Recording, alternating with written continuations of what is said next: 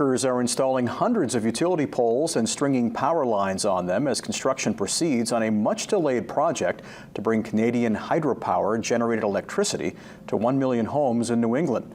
A report filed with state regulators this week indicates construction crews have erected more than 440 poles for the 145-mile line, with wires installed on 178 of them, and that progress is being made in other parts of the New England Clean Energy Connect project.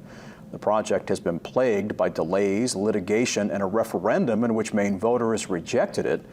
Avangrid, which partnered with Hydro-Quebec on the project, expects it to be completed by late next year.